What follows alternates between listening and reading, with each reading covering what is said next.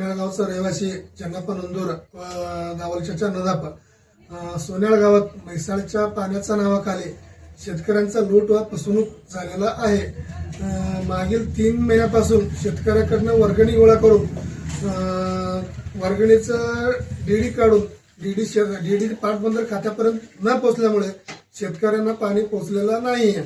आणि परत असे असताना गावातील ते पुढं करणारे 4 पुढाऱ्यांनी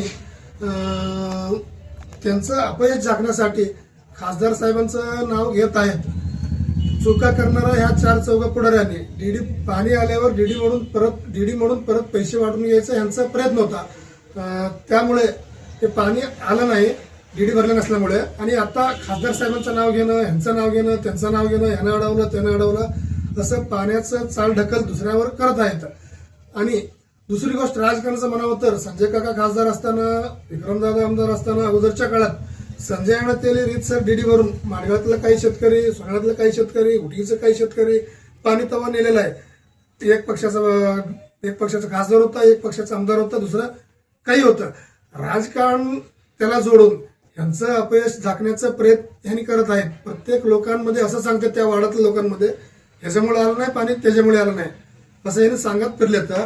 आणि 3 महिन्यापासून शेतकऱ्याचा वर्गणी गोळा करून ते पैसे यांनी का भरलं नाही, ते डीडी काढून डीडी भरलं नसल्यामुळे यांना पाणी पोचलेलं नाही। आणि प्रत्येक शेतकऱ्यांना माझा विनंती आहे, तुम्ही ज्यांना पैसे दिले बघा त्यांनी रीतसर मागणी करून रीतसर डीडी काढून भरलं असते तर पाणी तुम्हाला पोच झाले असते। ह्या लोकांनी ते पैसे हडप करण्यासाठी पाटबंधारे खात्याला डीडी जमा केलेलं नाही। आता सध्याच्या परिस्थिती आंदोलनामुळे, दुष्काळ पडल्यामुळे पाटबंधारे खाते पूर्ण पाणी बंद केलेलं आहे। त्यामुळे तुम्ही ज्याच्याकडे डीडीसाठी पैसे दिला त्यांनी डीडी कधी काढला, कुठं जमा केला, त्यांना चौकशी करा। ते परत भविष्यात इलेक्शनमध्ये परत तुमच्या घरी ते येणार आहेत। तुमचं फसवणूक करण्याचा त्यांनी प्रयत्न केला, ते यशस्वी पण झाले। पण पाणी इतकं महत्वाचं आहे त्या प्रत्येक शेतकऱ्यांना माहित आहे। त्या शेतकऱ्यांना असं माझा विनंती आहे, हे लोक परत राजकारणामध्ये म्हणा किंवा समाजकारणामध्ये म्हणा तुमच्या घरापर्यंत आल्यावर यांना बरोबर धडा शिकवा, एवढं सांगून मी थांबतो।